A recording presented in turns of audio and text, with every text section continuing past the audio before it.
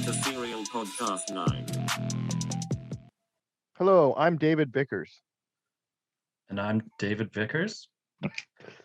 No, I'm Kevin Peterson. And I'm Ryan Benoit. And I'm G Money, motherfuckers.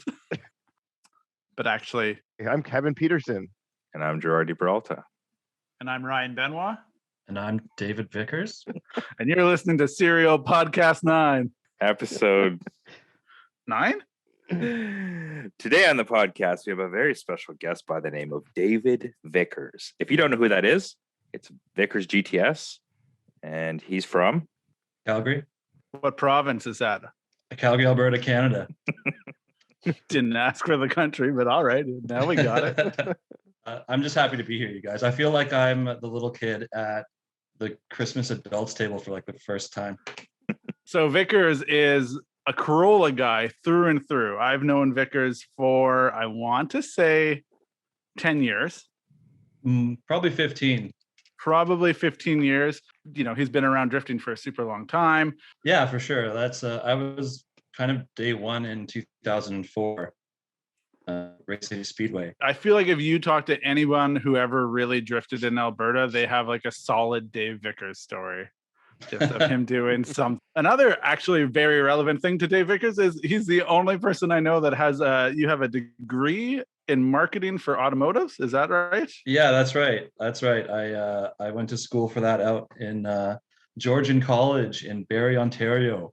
CAI represent. It's actually the only automotive business training school in Canada, or the first one as far as I know. Now I'm sure there's a whole lot more. I graduated in 2008, so I'm super old and crusty now. Yeah, you are. But that's great. That's why we like you. That's why you drive Corollas. Vickers' number one complaint about our podcast is what we say about Corollas. He's always very upset about all the slander. But we're not here to talk about Corollas. Today we're here to talk about racetracks in Canada. So we have racetracks in Canada that are well known for drifting. One of them has recently closed, and it's kind of a big deal because it hosts an annual party drift weekend that people would converge from Saskatchewan, Alberta, BC, sometimes Washington. It's called the Drift Union Invitational, basically known as DUI. So it's like a big, basically shit fest of drifting, drinking, floating the canal, sunshine, partying. It's just super awesome. It's just, you know, like a Drift Met Surrey, but, you know, in a beautiful British Columbia place. So the track didn't close down. Basically, it changed ownership, and lo and behold, they don't like drifting. They left drifting off the schedule. I would also say that DUI for some drivers in Western Canada, I'm saying this because I don't know if it applies to Kevin and Gerard, but part of the reason I wanted to have Dave here is so he could back me on this, is DUI, I feel like for a lot of drivers in the West was kind of like rite of passage. The entry Absolutely. to the rest of the world. If you could drive DUI, you could drive anywhere. And that sounds really dumb, but when you start looking at the people that came out of DUI and going to other places, it's like, oh yeah, that makes total fucking sense. Those guys can drive.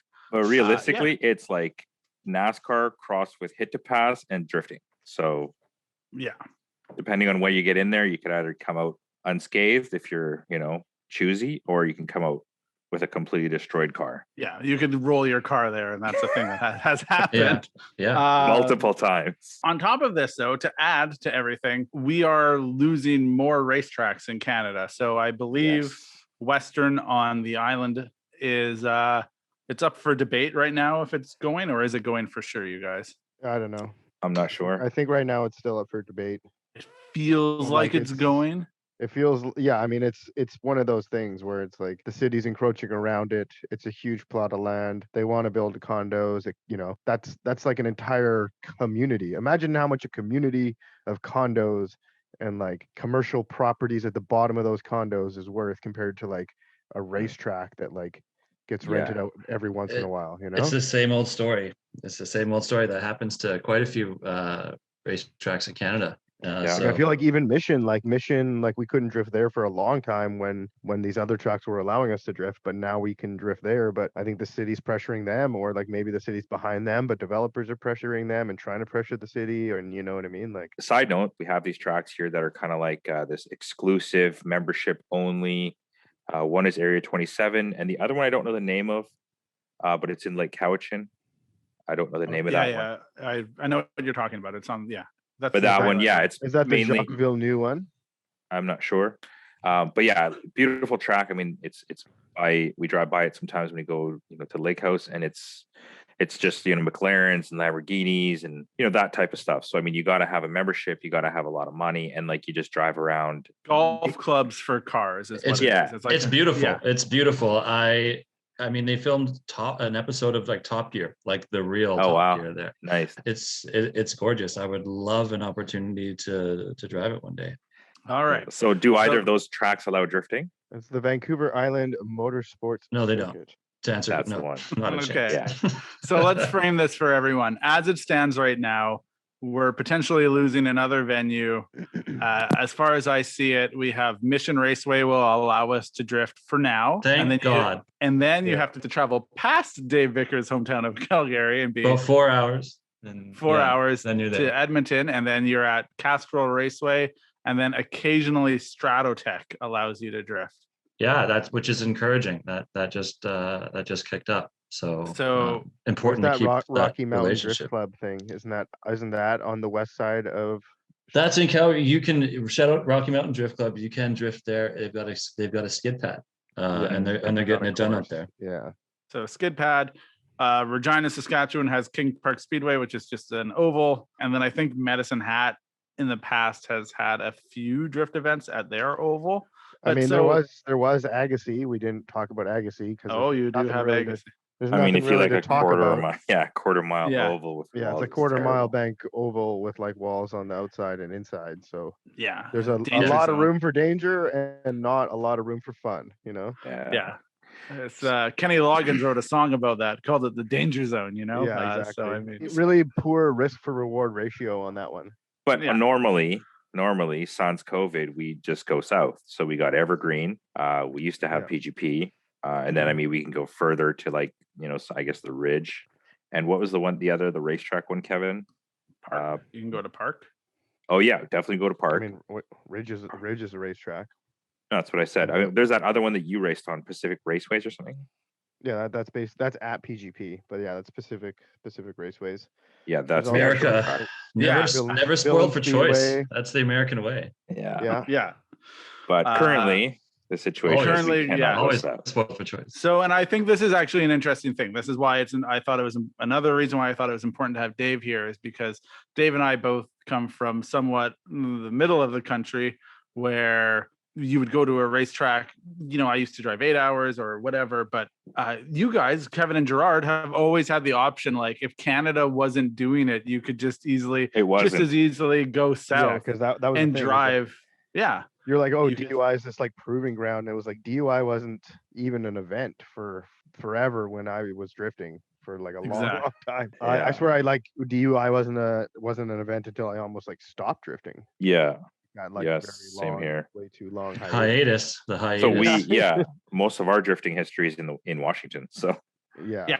That's why I thought it was important to have Dave here because I figured Dave could have my back. I swear the first 10 drift events I went to were at a runway.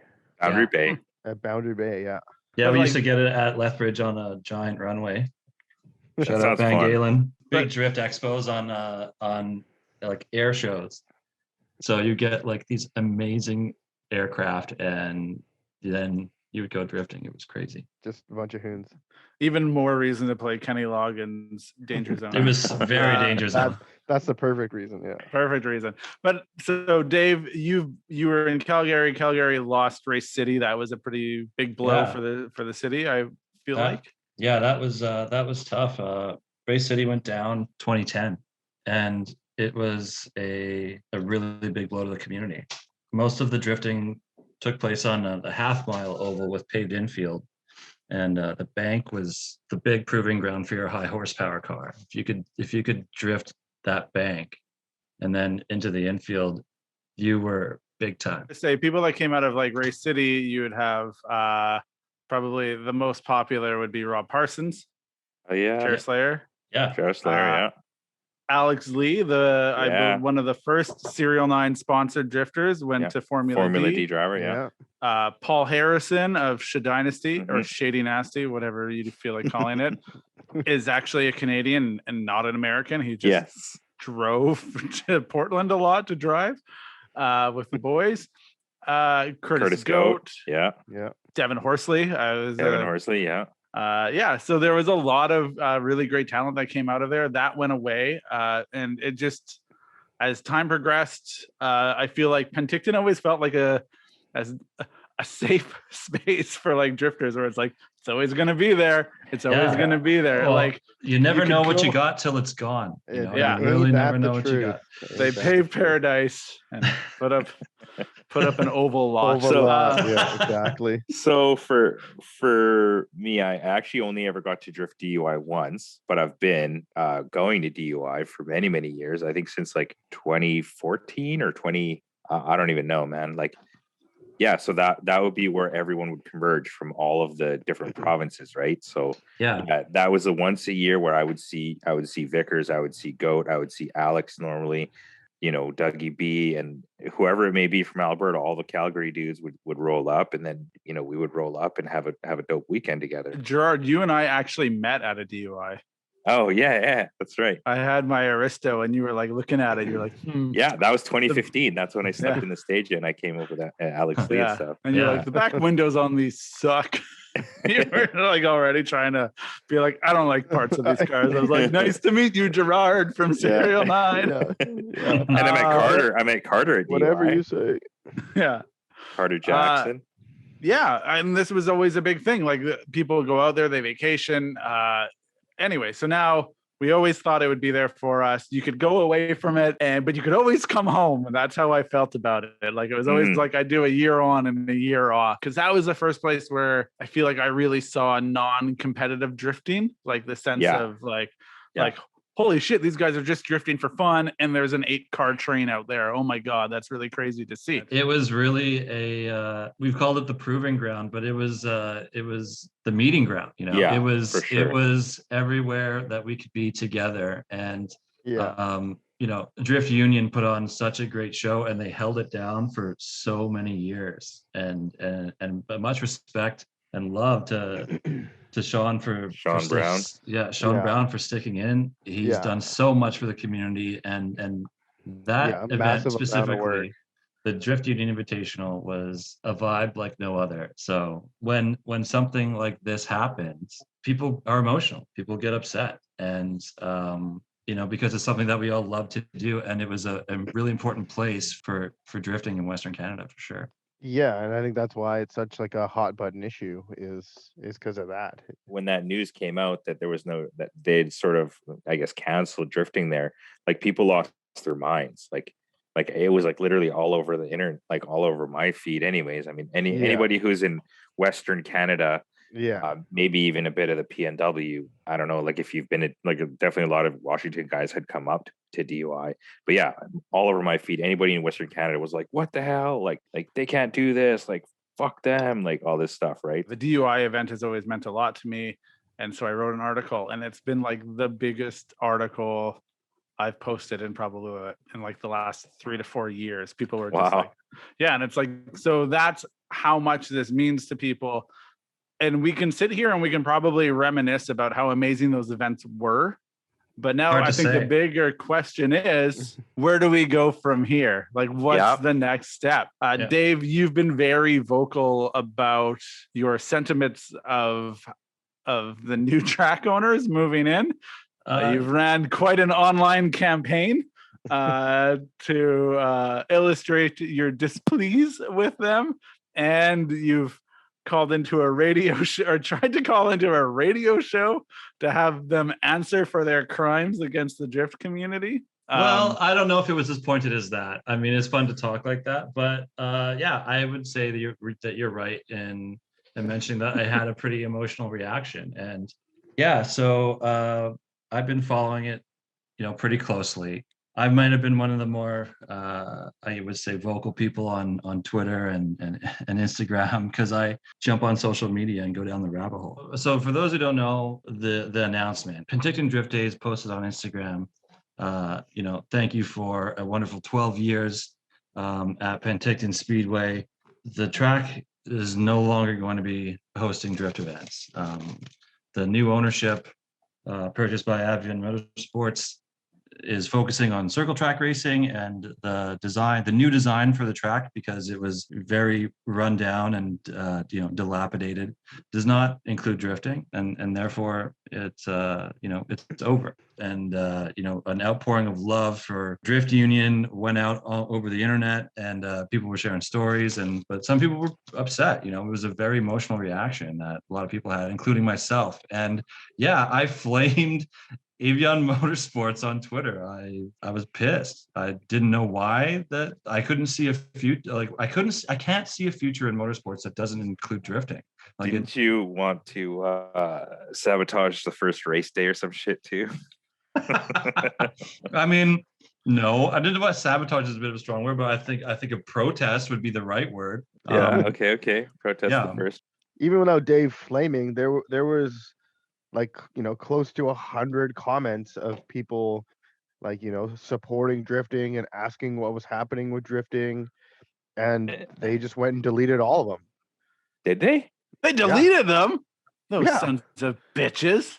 They were oh, please, because it was the Avian Motorsports had posted their schedule for Penticton on their page, and so everyone went over there and was like, hey, hopefully I didn't drifting. know that. And then I didn't know that at all. No, because I commented on there. I'm like, really looks like you have a lot of support from all your circle track racers.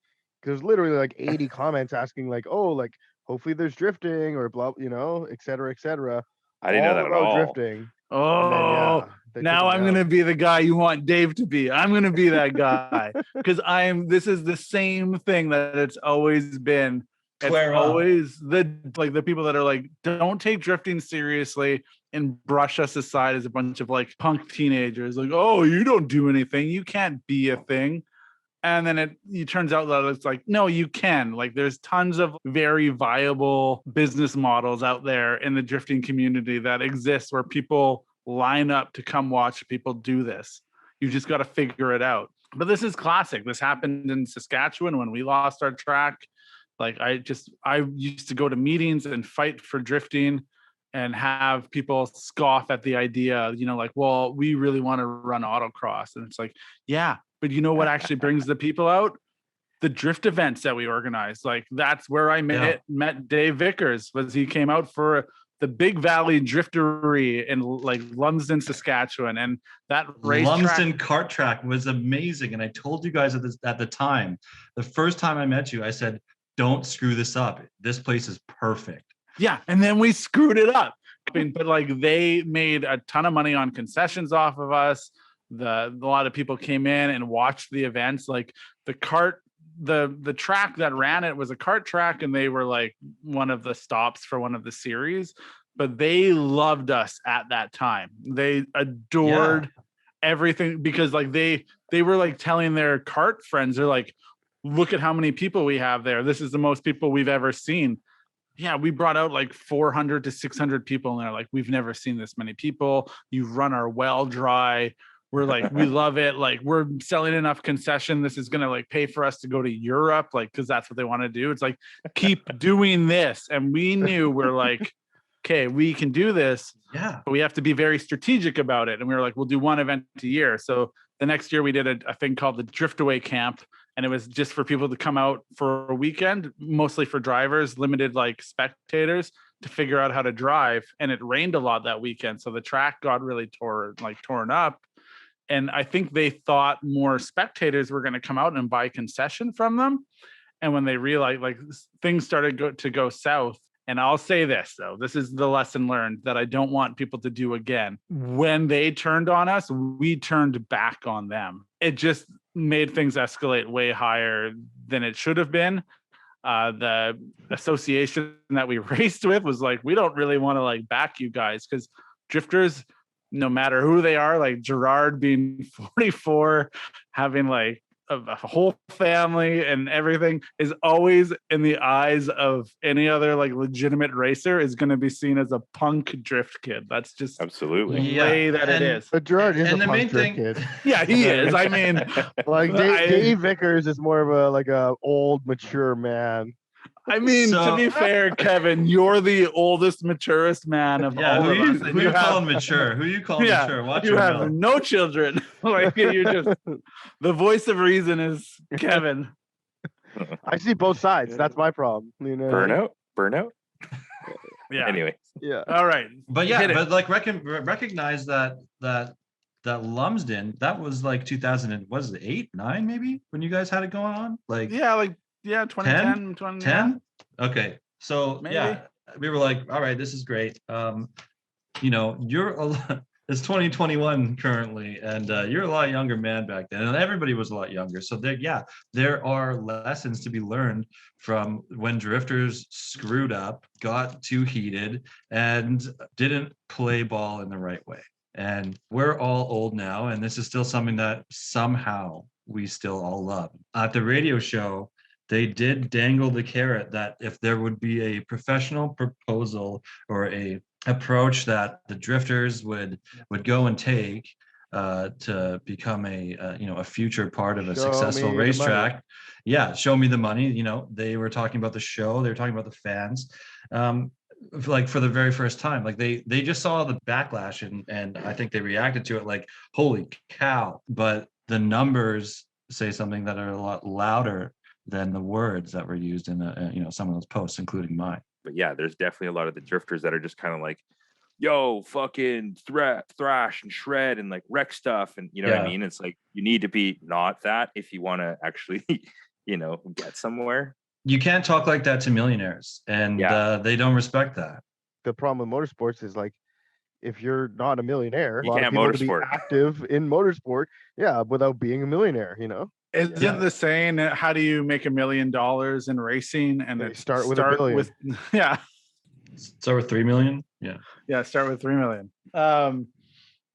Okay, so that's where we're at. Like, we're in this kind of weird spot. Kevin made this point, and I hate going back to the Tesla episode that we did, but Classic episode now. classic. Yeah, they'll fucking put that in the Smithsonian and just anyway. Elon Musk is going to shoot that episode into space so that aliens can fucking listen to to it. these three fuckers from The Canada. nerds have won. Nerds have won. He'll make an NFT about it. What I want is like that is like what makes him rethink everything. He's like, man, this like 44-year-old from like Vancouver, BC made fun of me. Like, I better like do something really dope to impress this dude with a 2J. You said, like Kevin made the point, in the future, motoring will be reserved for the rich. And it feels like we're going down that road. We've described these other racetracks that exist in BC, and they're beautiful, and they're like, they have elevation changes and they look amazing to drive, and we're not allowed anywhere near them. As professional as drifting is today, I think a lot of it is still looked at as like stupid drift kids that, they don't want to drive the racing line. They want to wreck our beautiful scenery, blah, blah, blah, whatever, right? Yeah, most motorsports associations look down on drifting. That's a fact. It is a country club. From the beginning. Drifting has always been a fight to get on any track, unless it's a privately owned track and the owner, like you guys have talked about before, can see like the obvious monetary gain from being like, normally I'd be closed because it's Sunday afternoon, not Saturday night when I have circle track racing.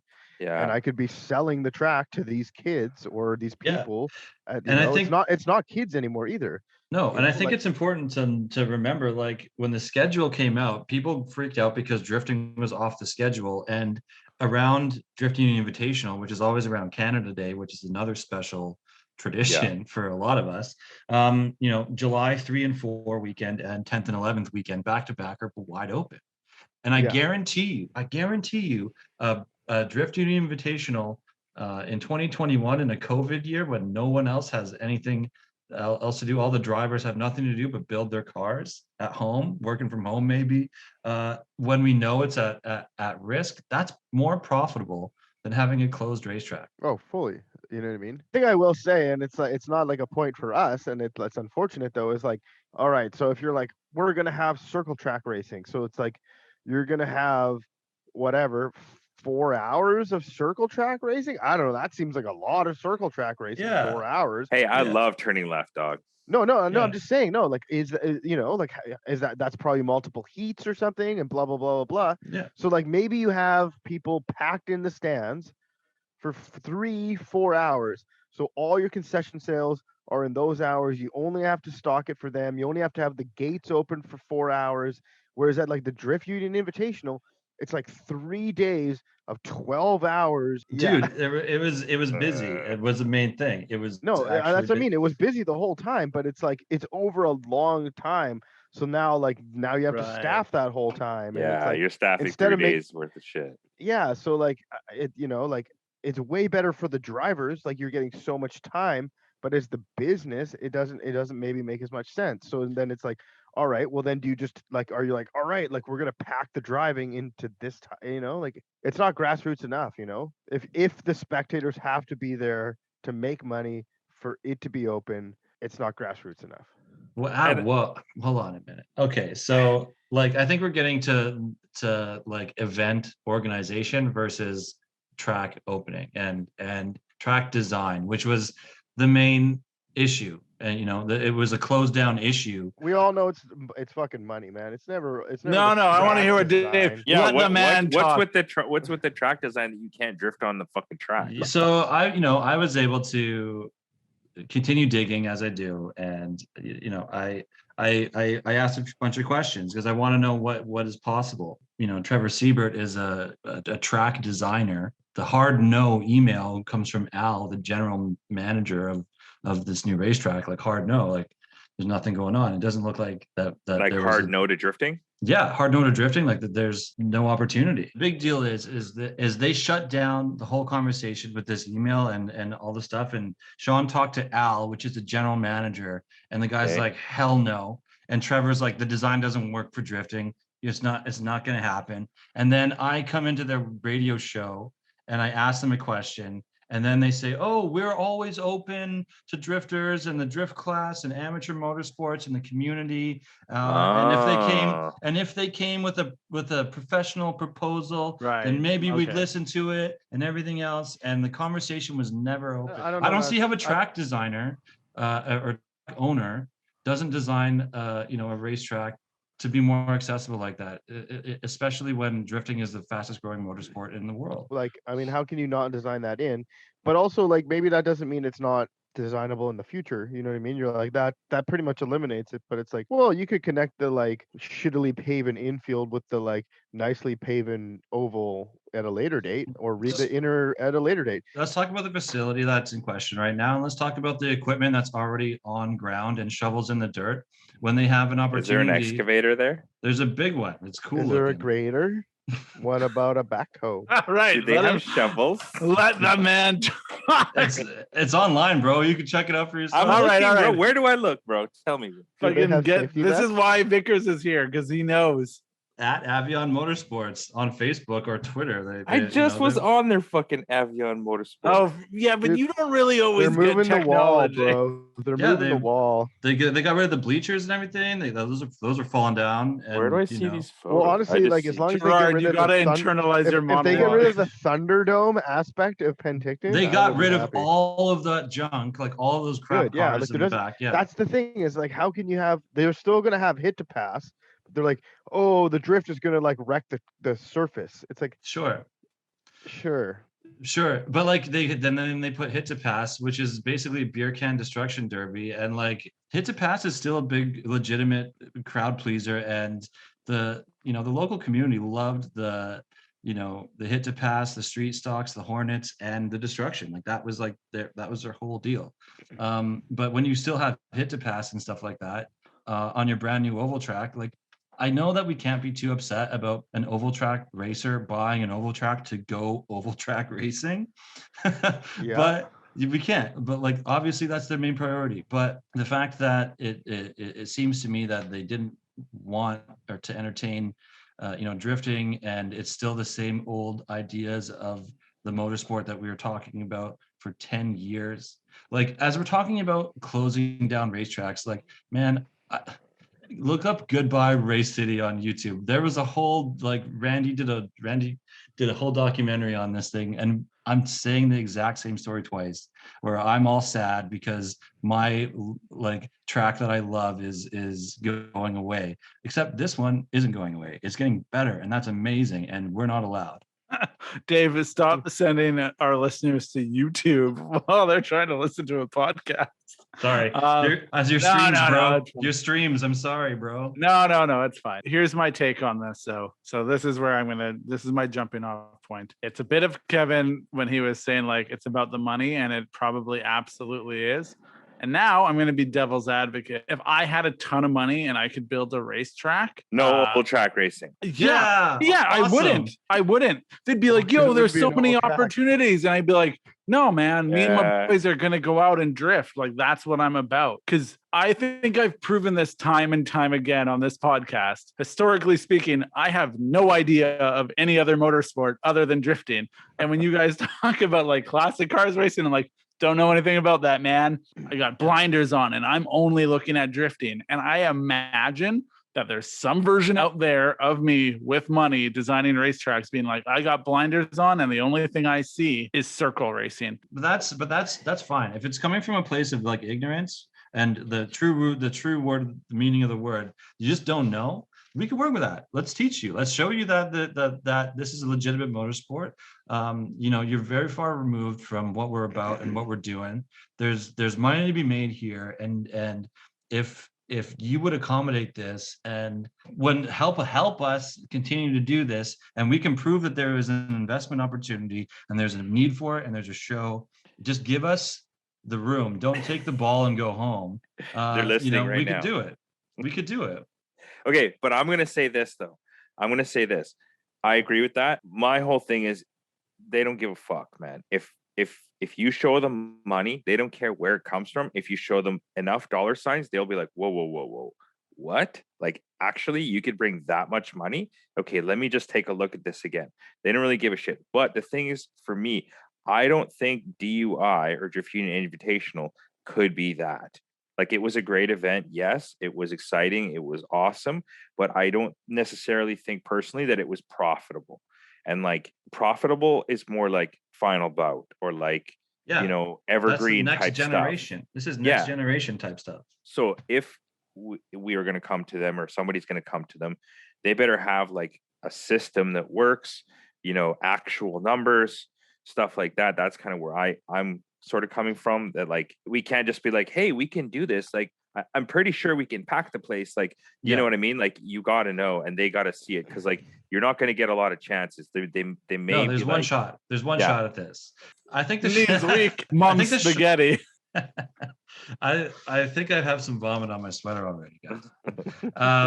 But the best shot is when there is the investment in the facility, and when there's shovels in the ground, and while they're doing it. And if the design isn't fit for drifting, I have an argument that says the design should change. I mean, I feel like the only way the design isn't fit for drifting is if they plan on adding an interior wall the entire perimeter. Yeah. So that there's no way in or out.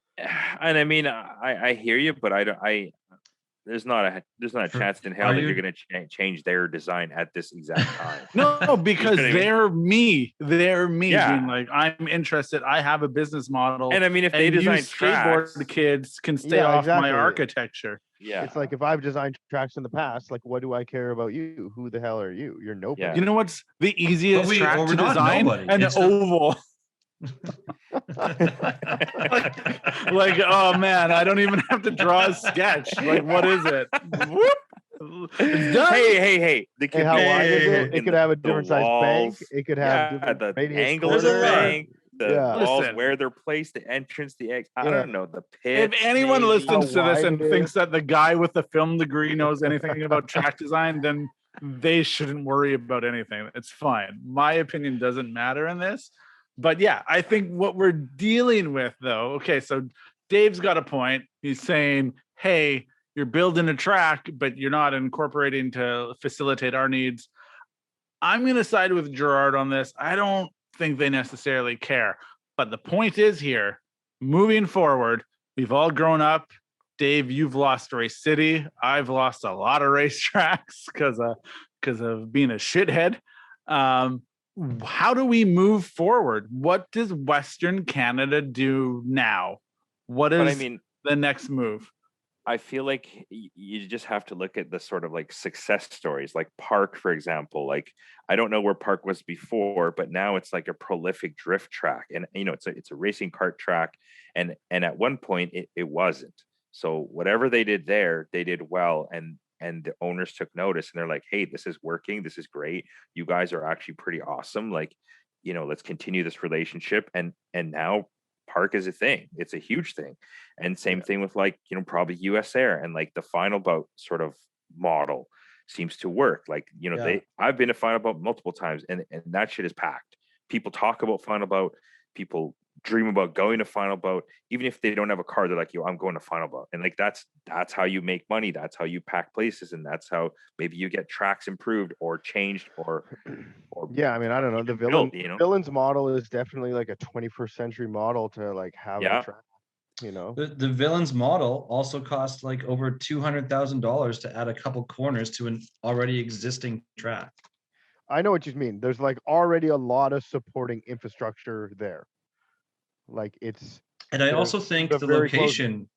I also think the location is important. Like, let's get back to really what that was about. The middle ground between Penticton of Washington, in my opinion. I mean, it's way south, but like it's fully in wine country, Washington. Yeah, and then you have. Do they have a canal that you can float? They have a dope lake. Burger 55 is gone in Penticton, dude, so I mean, I'm out. The lake, yeah. Tumbleweeds. It's Canada Day. It's hot. There's a lake. It's beautiful. Look, you guys, there's currently a racetrack in Saskatchewan trying to crowdfund $400,000 to finish. I mean, this is no offense, but I ain't driving to fucking Saskatchewan. Oh yeah, of course you're not. I'll fucking all of the Sasky boys will drive out here. I'll drive to fucking Park, man. Park is 8 hours away from me. Yeah, no Park kidding, is not 8 hours away. 100% is 8 hours away. If you time the traffic poorly, I guess. Dude, no kidding, you're gonna get in where you fit in. You're a coastal boy, but I'm talking about when we are going to get together all the best drifters, because Vancouver sucked at drifting forever. I don't want No, I mean, like forever, and Alberta and the prairies were dunking on Vancouver for a while, but then Kohei went and showed everybody what's up, and so was Scramming. But anyway, I'm just saying, like, shout out to our boys. Honestly, like, we just didn't have that level of events. Like, we didn't have professional level events because we didn't have any track on the West Coast that would allow us to drift. So we were still stuck drifting at the airport. Yeah. Specty's not going to have an event. Yeah, it sucks when your tracks don't let you drift. Hey. Yeah. I mean, I don't know. I learned drifting at Evergreen and PGP. Yeah, exactly. So we just went down. We just went down to the States. Kevin and Gerard, like last week, I was like very like shook by everything, and I could tell like Kevin and Gerard didn't care as much, and I was like, if we're gonna talk about this, I gotta get someone that understands and feels my pain, because like you guys have always had the option to be like, man, I could drive 5 hours to Penticton or 4 hours, whatever it is, and a beautiful drive, or I could just like kick it across the border and like go drift with the big boys. Do you know how shitty it is to drive the #1 highway from Alberta to Regina and to go? Yeah, I've done it. You've done it one time. I've driven to Calgary so many times. But that's 3 times. That's like flat out just driving. But then driving it in your drift car where you're rattling the teeth out of your head. I was driving with Paul Harrison, and he street drove it. Did he drive his Mango out there? I don't know, Paul. You're gonna have to remind me what the hell happened. But I knew he blew his engine up there, so he had to trailer it back. Anyway, I was driving my 8.6, and I was driving my 8.6 rattling around on the potholes of the Trans-Canada Highway just to get to this place. And that's a shitty drive. When you can... It is the worst drive. Yeah. The worst. I mean, I've never driven Winnipeg to Ontario, which is apparently that's even also worse. Terrible. I went to school in Ontario, and But like Calgary Oh, bad. It's so bad. to Regina is Nobody an knows where these awful fucking drive. Yeah, why do you guys They start talking know about where like they fucking roll up is. the rim to win now? We will. This is why you don't get it. You don't get the pain. We don't You need to guys get have it. never. Yeah, you you know, guys have Canadian- driven. it's a no, Canadian Get to the show. people in No, Malaysia no. listening to this, and they don't give a shit about like fucking. Yeah. There's three Regina. people Nobody in Malaysia. cares No. about Oh, reminiscing. oh, you Time out. remember that one pothole at kilometer 24? How dare God, you? that was This a is real the problem. doozy. Time out. This is the pain that Kevin and Gerard have never understood. Oh And my I would argue God. Listening to you guys talk. any Vancouver dude never got. This is peak Vancouver right now. Yeah, Help me. this peak It is. privilege. This is peak privilege. Oh, we're 2 hours away from Seattle. Cool, go City fuck boys yourself. versus fucking If I had to interior drive boys. to a drift event just to see Dave Vickers and the boys drive at Race City, it was 7 hours. 7 hours. And you drove to Chicago one time. Boo hoo. Yeah, I and- watched Jack Connolly fucking street drive his car there. How dare you? You don't understand. You would don't come even to know. Calgary. You would come to Calgary, and the hot boys would dunk on everyone, and it was the sickest thing you saw. And you would drive 7 hours just for that. This is it. This is the thing that you guys will never understand. Yeah, I mean, yeah, driving you're right. super long I distances don't, because man. we live in the middle of fucking podunk nowhere. Yeah, like- that's exactly. All right, I it. guess I Like, won't understand it. Like, No, boo-hoo-wee. you won't. And then You know what? gives Canada's you a really- character, Kevin. Canada is a really big place, though. and- Canada is huge. Yeah. Yeah, so you have to do that, and and that's just motorsports too. Like when Alex Lee, I was managing Alex Lee, and we had some good times out there with Formula D, didn't we? But like, you were driving everywhere just in order to get to anything. Like Seattle was the home event, and that from Calgary, that's a jillion miles. It's crazy. Yeah, that's far. But that's just motorsports. You travel around and you get to Yeah. where you're going. But it's easier for everybody, and it's easier on the wallet for Alberta and the prairies to go west and the coast to go east and meet in the valley in Penticton and go drive together and see who's got it. Like that was the proving ground, like you said. Like who has the best skills? The island would come out. Husky situations would kill everybody, like team drifting. Yeah, they were nuts. And like they had to take a boat to get to the mainland, and they were still getting to Penticton. It was such an important event for everybody. If you weren't a drifting, you needed to be there. You had to get invited, bro. You did, but the thing is too, like we still haven't even talked about what kind of track this is. It's a fucking 3/8 oval with a paved infield. So like, yeah, we're sick begging for scraps. I know, but what I'm saying is like to the rest of the world, it's like we're having this giant discussion over a track that's not even a fucking track. It's literally like. Yeah, honestly, the surface was like pretty bad too. Yeah. No, I don't. And the think it was- transitions are terrible. They're awful, but like, do you have a few million, or can we? No, raise, I'm just saying. Can we raise like maybe a couple? Did it make you a better driver for driving there? When you can drift sideways over that jump Let's just on the call this infield? episode Yeah. like "My Heart Goes Out for Penticton fucking Speedway." That's like what the it's place. called. Here's my last thought about this, just before we go forward. The prairie guys would drive like 10 hours, 18 hours to get there. And then like the BC boys would do the max road trip they could do, which was about 5 hours. And then they would get to a racetrack. Yeah, 4 hours. Dude, that's a They long buy track. some fresh. That's a long track for us. Okay. Who wants You some buy, more? buy some fresh fruit, pick up some wine, Yeah. just do the canal float. Yeah. All right.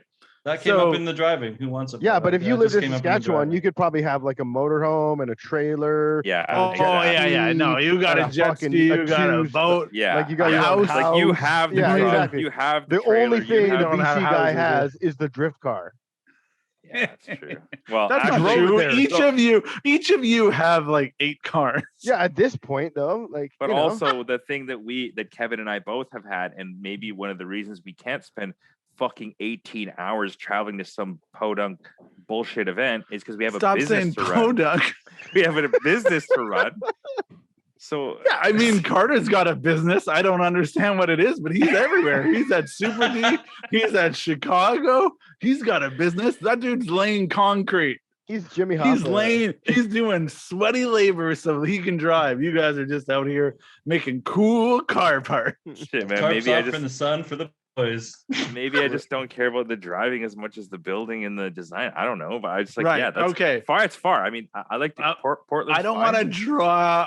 I don't want to like hammer a big wedge between the Western drift community but it's and fun. reopen old Don, we wounds. need to come together here. Let's be Yeah, real. we need to come together. What is the next step, you guys? So it kind of feels like we've been given false hope about what's going on in Penticton. What is the next step? I know, Gerard, you have a pipe dream of going to the nice racetracks and drifting on those. How do we make that jump to go to the nice racetrack?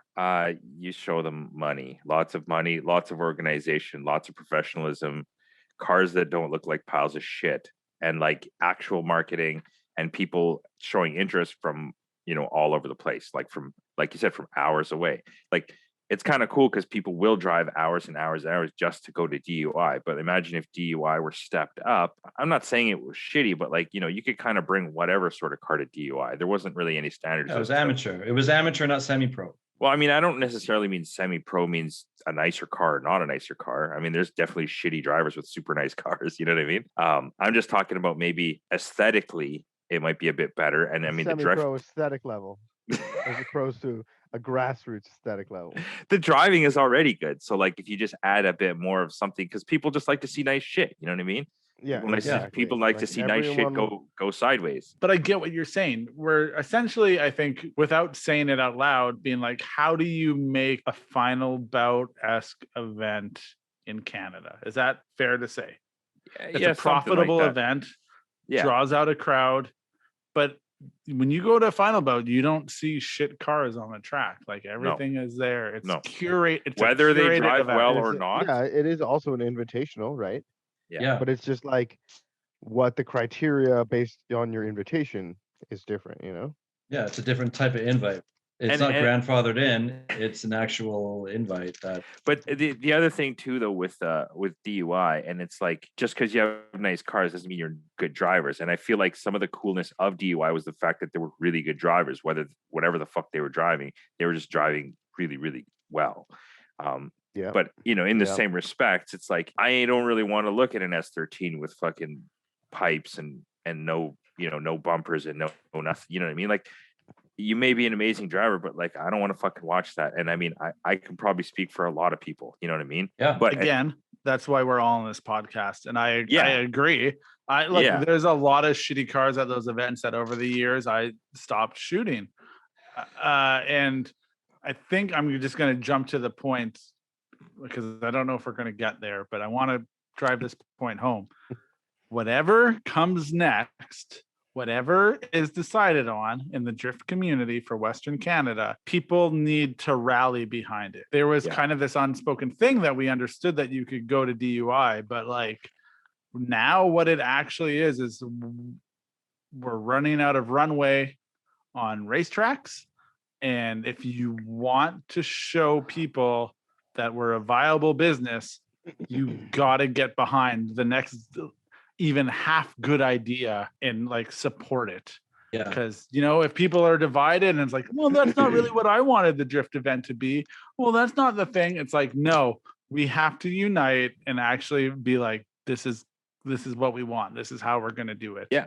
Or fucking bring it. I mean, like we had the inaugural drift gala last year, and it was like, it was the first of its kind, and it was during COVID. And I mean, granted, I think it was like reasonably successful for what it was. We had high hopes, but like, maybe we didn't execute all of those goals, to the extent of whatever, but both you guys helped us there. And I think that maybe the outline of the event was pretty solid. And if we had, the vendors and the kind of like people that wanted to exhibit or even just be part of it, I think that would take it a lot further.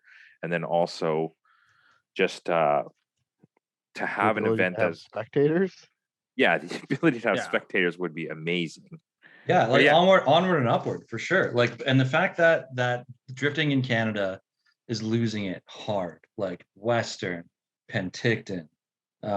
I mean, I wouldn't say drifting in Canada, because the east side, Eastern Canada is fucking shredding, man. No, dog. Like Shannonville, TMP, like the No? Richmond Hill Airport. Like I talked to Jover. Like shout out to Drift Jam and Jover. Like what they're doing in Ontario is like the full on drift spirit. Like Jover has put a sick team around him, but he is pulling his hair out because all of the racetracks are shutting down. Like Saint Eustache was like their mecca in Quebec, and like now they've got Cayuga and they've got Gamebridge and they got like a couple of go-kart tracks and like a few ovals are like thinking about here and there. But like I used to drift in Ontario too, like back in the drift off days and stuff, and like with the Pat Sear, who was also in Formula D at the same time Alex Lee was, and we would get it on for Canada, as the Canadian teams. Okay. But like they're like in Ontario, they have to deal with the street takeovers, man. They have to have to deal with all of that. Like the six is like running and like fully taking over like highways like the 400 and stuff. Like it's getting crazy. Insane, and like when I was there, like I to be fair, like I left Ontario because it wasn't for me in like 2008. But even then, the street racing stuff, they would pin you to the wall. It was like they would crush your car if you're going like 40 or 60 over. Like, correct me if I'm wrong, but I'm sure. But now they have takeovers. Yeah, it's gotten worse, man. It's crazy. I mean, people just got fed up. They're like, they got mad takeovers. Yeah, it's bad out there, man. And legitimate organizers like Drift Jam are pulling their hair out because it's a battle right now for the culture, man. Like it's back in our day, like when we were young, we wanted to be like our drifting heroes, and they were some of the best drivers. And now you can teach a total noob to do a donut in 5 minutes, and they're gonna do it in the middle of an intersection at like rush hour. It's crazy, man. Yeah, that's fucked up, man. I mean, luckily we don't have that. See, though, I remember like when like the only drifting, and it was like at the very beginning of drifting in Vancouver, was like at Boundary Bay, and like I remember people petitioning like Mission and like Took so long like, to yeah, get we drifting had- at Mission, man. oh dude, it was it was forever. But yeah, I remember same thing. It was just like, man, like people, we're like the only place we could do this won't allow us to do this. But like if you're like a heroin addict, like you have a safe spot to go do heroin. But it's like, all right, well if I just want to go drift, it's like I can't go I don't know, because I don't know, it seems like that is something that's like viewed by everybody as like an illegal thing to do. But it's like, all right, well if I want to go like over the posted speed limit, like I have nowhere safe and legal I can do that. Like it's true that the VPD takes heroin overdose a little less seriously than infinitely less seriously yes. than modified cars. or than modified speeding, cars. It's an actual fact. Yeah, that's a whole other thing. Yeah, I mean, we're just in a shitty spot though. It's tough. It's tough out here for car culture. It really feels like it's hard out here for a pimp, but it feels like another blast to all the stuff that we care about. You can't drive your car on the street. You can't drive your car at the track. Where the hell are we supposed to drive it, you guys? I take heat for getting so dramatic on these podcasts, but we have two options. We can not do anything about it, or we can do something about it. And so I think the first step that we need to take is we need to, I think there's been a lot of toxic communication directed at Avion Motorsports, and I don't think that's going to win any hearts. Like if you're out there trying to flame these guys into thinking they're wrong, that's not how the internet works. People just dig their heels in. Gerard's got the right point. It's that you got to prove that there's money attached to what we do. We've all grown up a little bit. I think we can see that, and we know that there's business models out there. Formula D has made a go of it. Yeah, granted, that's not my style of drifting anymore, and there was a time that I adored it, but I don't as much anymore. But Final Bout has become the antithesis of that. So there is markets in the US. Yeah. So when I say whoever comes up next with an idea of an event, we all better try our best to get on board and support it, because it is a very much us against the odds right now. Like we're not winning right now when it comes to like places where you can drift. So And- you got Mission and you got Edmonton. So, and I get you're not, Gerard and Kevin aren't going to Saskatchewan. That's fine. That track's not done. Maybe one day. I mean, if the Yeah. track was nuts and it had a Yeah. cool event, absolutely. I Yeah, love I mean, that I I would can. go anywhere. Yeah, I love that if I keep you guys on the line long enough, you'll swing back that way and be Well, like, I mean, yeah, dude, we we'll go. drove to Chicago to drift Yeah. on a Look, kart track Listen, because you want to, you go to Saskatchewan. My mom will make you some pierogies. We'll hang out. It'll be very funny. All right. So going forward, what is the type of event? What aspects of the old events should we take? And maybe what should we leave behind? We should Gerard. leave behind Kevin. I mean, I'm obviously biased. I like nice cars. I like, you know what I mean? And I do like good driving, of course. But if you could combine those in some sort of way, which I think just drifting generally is progressing that way. Driving is actually a thing that people aspire to be good at these days, which is kind of cool. And then also maybe more people are aspiring to build nicer cars. So let's all just build nicer cars and be better drivers. So that would be the core sort of aspect of the event that we would take from Penticton, because the driving was always good. And then there was always some aspect of niceness or cohesiveness or team. Now that the fact that we're in a full-blown drift event crisis, that the people that pandemic. care about it, the drift COVID 2020, 2021. They forgot what year it was. 2022. Wow. The people that are really about it, let's see. Like, we're going to find out. Are you really about it? Like, because you're going to have to drive further. Your car's going to have to be nicer. That was probably some drag dude's mentality 15 years ago when his interior like drag strip in Falkland or whatever like got shut down, and now he has to drive an extra like hour to like the next local drag strip. Like I'm sure, you know, like we're not the first motorsport to have gone through this, and like, you know, like we're No, hopefully we're not going to be the last, but it's like I don't see a lot of new evolving motorsports coming out. No, I think that's exactly it. I think though that we are faced with a challenge, and you have those options. You can go forward, or you can stop.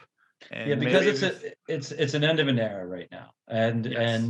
we've mourned it. You've wrote a obituary eulogy? about it, a Yeah. eulogy maybe. Are you Um, googly? pour and- one out. Pour one out. Yeah, honestly, Drift Union Invitational was amazing. Penticton Drift Days was incredible. Long may they live, but they're gone now, man. Long may you run, I believe is You, the you know Neil what made Young. it, you know what made it so great? I feel like the camaraderie, you know, and like it did feel like a joining and like a union of people from all over, you know, Yeah. and that's Yeah. what A was one of drift union. It really was a drift union. yeah, Maybe the drift union were the friends we made along the way. really, you know, It's very maybe poetic. maybe it was deeper than we even understood at the time. Yeah, I mean, if Gerard never made fun of the back windows on an Aristo in 2018 or 19, That was 2018, actually probably 2015. 2015. If Gerard never made fun of the back windows on my Aristo in 2015, we might not be doing this podcast. Who knows? Well, actually, the crazy thing was too, I can't even remember why, but like I randomly hung out with Carter and John Fiorano or Fiorante. Okay, meatball. for like the whole, like one whole night day thing, and I'd never You met were in those their guys camp. before. You were in their campsite and their beauties. Yeah. And Total and beauts. SERIALNINE has a passport apparently to go wherever they want in Western Canada. Oh, you're Gerard from SERIALNINE? Right this way, Your Majesty. But yeah, okay. So we got to go somewhere from here. And Dave is saying people are going to have to drive further, build nicer cars. I get that's not everyone's jam. It cuts a because it few isn't. people off, but this is the future. We got to evolve, everybody. I think basically the drifting model is going to have to be essentially very similar to the road race people model. Whereas like, you know, there's these people who have these cars, they're fairly nice cars. They could be cool, they could be not cool. One could be a Ferrari, one could be like a Miata, whatever the hell it may be. But like these are people that are passionate about racing. It's a very professional organization. It is kind of what it is, you know what I mean? And like I feel like the drifting is going to have to go that route where it's like, okay, so here's a bunch of dudes that are into drifting, so they're like organized and they have these cars that they maintain, Yeah. and Yeah. you know they're So- able to do the thing without falling apart and looking shitty and you know whatever. I think what you did Well- with the Serial Line Drift Gala was fantastic. That was so much fun. I'm a completely washed up old AE 86 crusty driver, and I looked at that and I was like, wow, they're like awesome cars here still, and there was some good driving. Rest in peace, the Aristo. But I think for you know, an inaugural drift event for Serial 9, that was awesome. I look forward to the next one. It wouldn't be much to kind of like elevate that drift gala into something that was actually potentially viable as far as, you know, profits and moving forward professionally. So full disclosure, I wanted to actually do like a Dodo Logic of like drift event because I wanted to get a bunch of like I wanted to recapture the feeling that I felt when I went to DUI with like in the early days with like, you know, having my friends there, and especially after a COVID year, like recapturing that sense of like, man, everyone come back together. This is what brings us in. And like, even if you're not a driver, come out to this event. Like I want to catch up with my friends in this community. And then obviously Serial 9 has their own event. And I was like, well, it doesn't really make sense for me to do this. Serial 9 already encompasses a thing that I'm fully on board with.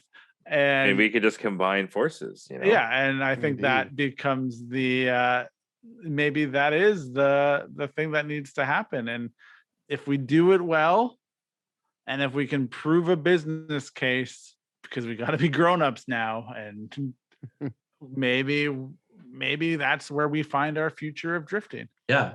Like I would do whatever I could personally to try to help make that happen. Like, you know, I would do whatever I could to try. And I think, you know, it's for the Valley, it's a hard time for the Valley, and for like the very entry level, still bad news, tough for you guys. But like this is about survival because it's a war out there right now. And so I think if we gotta try to elevate and come together, and if that's under, you know, I think that comes under one flag. And if you're really about drifting, and if you really care about it, and you really want to see something happen, send a DM. Like, let's get it going, because it's the time to work right now is now. Do you want to do this Yeah. Yes. Exactly. Yeah, I think we all do. That's what we want. all do. I'm waiting for some parts for my car on a boat that's not even left Japan yet. So I don't know. That's Gerard, Suez you have Canal, like really. you have like Yeah. 3 cars that can I drift. do have 2 other cars, yes.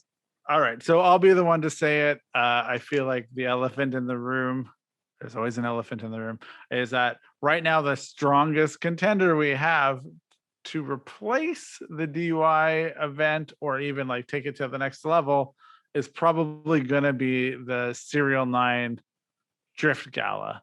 It has the right mentality. There's a following behind it. So It with feels that- a little bit the same as somebody that was there. And I just crashed a scooter, my bad, on a video, and that was my contribution mainly. I had so much fun, you guys. That is the same spirit, the drift spirit, the vibes, the good times that Drift Union Invitational did. I think it lives on a mission, and I mean, we we can- just tried to put on an event that we would want to go to, you know? absolutely. We've been to lots of different types of drift events at lots of different places, and we know kind of what we like about going to drift events and what, you know, really sucks when you're at certain drift events. So we Yeah, exactly. tried to make our drift event as Serial 9 as it could be, you know? I have Yeah. a question. go on, Gerard. This is gonna like open a whole new can of worms. So now we got this like viable business model bullshit, and is it like when you used to be like a cool kid and have long hair and drive a fucked up car and like love life, and now you gotta like have a haircut and like wear a tie and like kind of have like a sort of cool car, and it's like not quite the same fucking thing anymore. There's going to be a compromise. There's two sides of this fucking situation, and we're gonna have to meet in the middle, right?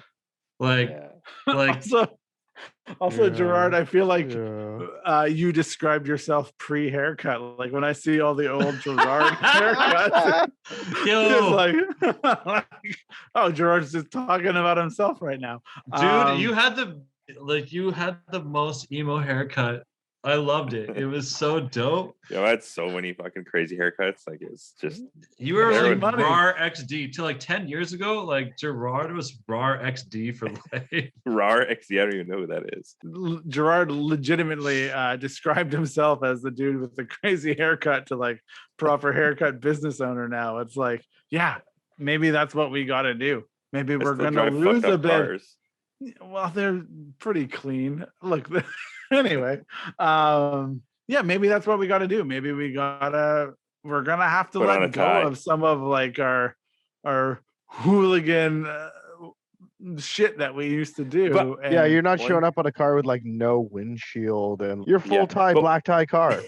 you One were thing I putting was gonna- Sparko wheels on your car today, weren't you? Is that what Yes, you I were doing? was. Yeah. Yeah. One thing I was gonna say Oh. though, one thing I was gonna say though is like we still have to realize that these dudes, no matter how corporate or fucking old or whatever they were probably us at one point.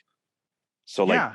they probably are, you know what I mean? Like you never know. They might be down with it. Like once you cross that They threshold, might be down with the like, sickness. All right. So to paraphrase, because we're really running the clock up on this episode, to Gerard's point earlier, I think he's right. Our best bet right now probably is the Serial 9 Drift Gala. And with that, I'm just going to cut everyone off and say, thanks for listening. Peace out. Hasta luego. Thanks for listening to Serial Podcast 9.